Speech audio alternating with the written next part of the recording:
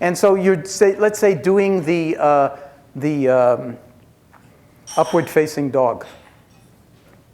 So, okay, we're on the upward-facing dog. Now what? Nothing. Here we are, upward-facing dog.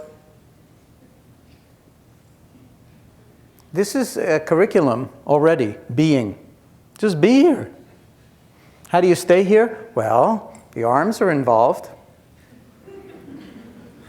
So we can be aware of that. You got to breathe. So we can be aware. This is being. We're learning how to inhabit being in elementary school. Okay? And all of a sudden, it wakes something up. You finish that, you do something else, do a sequence of yoga, and then you can ask either while you're doing it or afterwards, when you're, say, lying in what's called the corpse pose. We don't necessarily have to use that word, but I love it. How do you feel? And people usually feel like, whoa, I feel fantastic. What did you do? Nothing. Really, you did a little of this, and a little of this, and a little of this, and a little of this. But the lesson is drop right in. And so then you realize, well, there's more to this apparatus that I call me than meets the eye. And imagine if I were to actually nurture it in these kinds of ways. If I were to actually use these muscles to cultivate awareness, to cultivate embodied attending, to cultivate emotional intelligence, to cultivate another word that was used quite a bit, self-regulation, so self-recognition. So you recognize, say, impulses of anger when they arise. And you don't necessarily say, I'm angry. You just say, oh, it's wet, it's angering. It's like raining. You know? It's like we don't have to make it into a personal thing. So then it's like the anger. Let's watch the anger. That becomes the most interesting object of attention. It's this, in being, just watch the anger come and go. And guess what? It comes and it goes. If you're willing to be patient, that's like Louis Pasteur looking at crystals under the microscope. It's like, oh, complete discovery. Anger. I don't have to buy into it. And then shoot somebody. Or hate myself.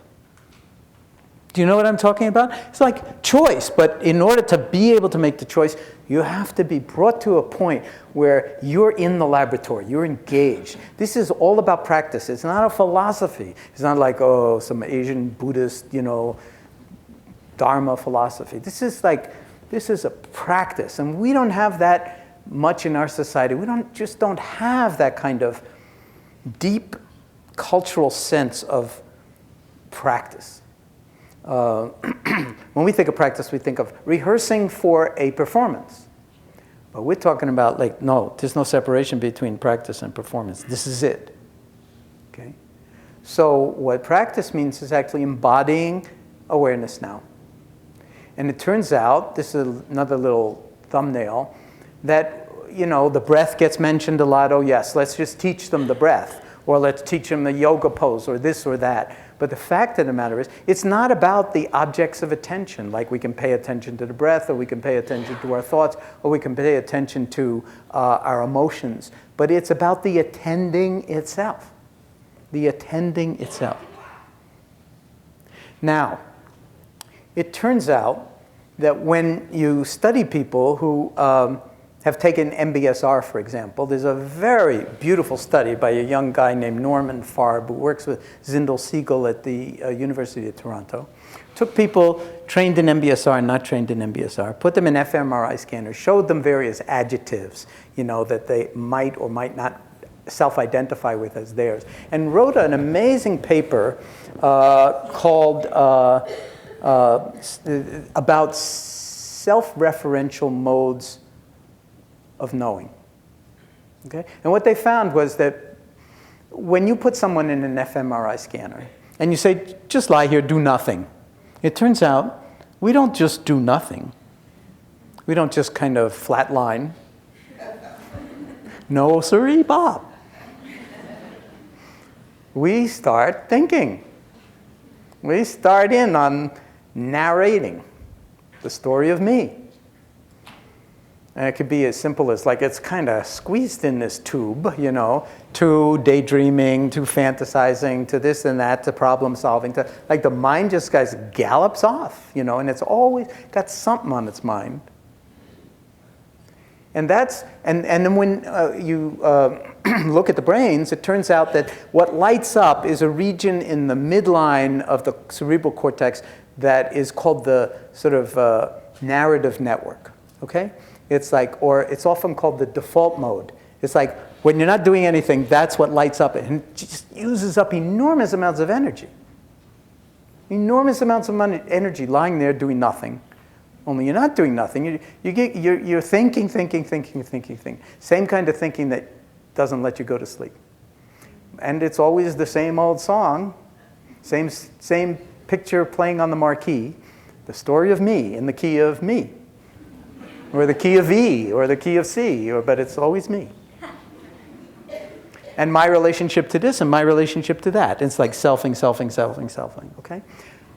When you take people who are trained in MBSR and compare them with a control group that was not trained in MBSR, but you put them in before, you put them in after in the scanner and so forth, and a very interesting thing happens. In the MBSR group, that medial default network tends to attenuate.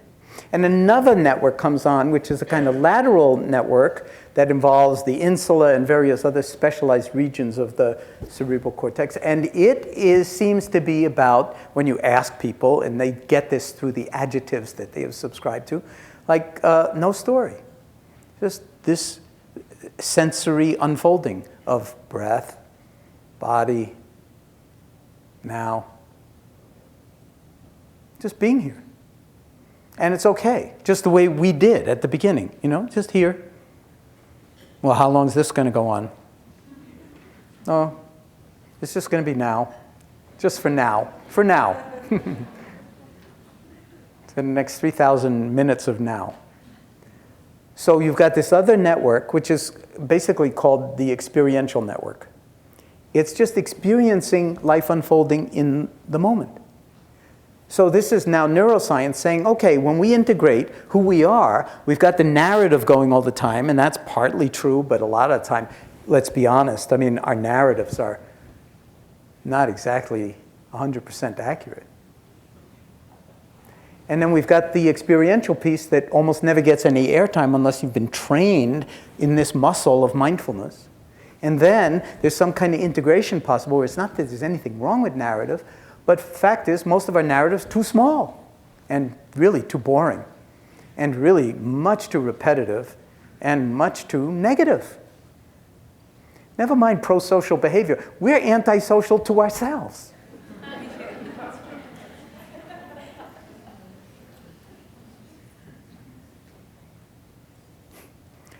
So if that's the diagnosis, and the Buddha diagnosed it as dukkha, suffering, ignorance, dis-ease, and unsatisfactoriness, because you know that if you got something, it's not going to last, and if you have something you don't want, it's going to last forever. So you're cooked. Your goose is cooked either way.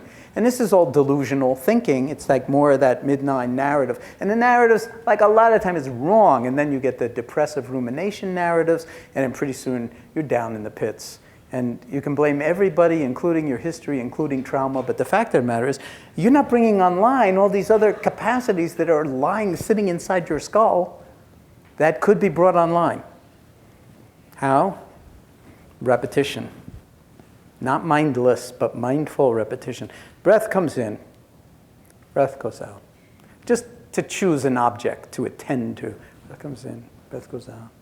Breath comes in. Breath goes out.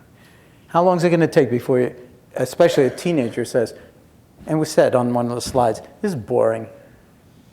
This is boring. So then the mind will go off and it will fantasize about something less boring. All meditators know that. That's what the mind does. But you see, boredom is just another mind state, just like anger, frustration, sadness. It's just another mind state. When you hold it in awareness, it ain't boring. Boredom is not boring. It's very interesting. And it can be demonstrated very easily. A yogic maneuver, many of you know this one. There's something called nadisodhana in pranayama where you can do alternate nostril breathing and you use your finger as a valve.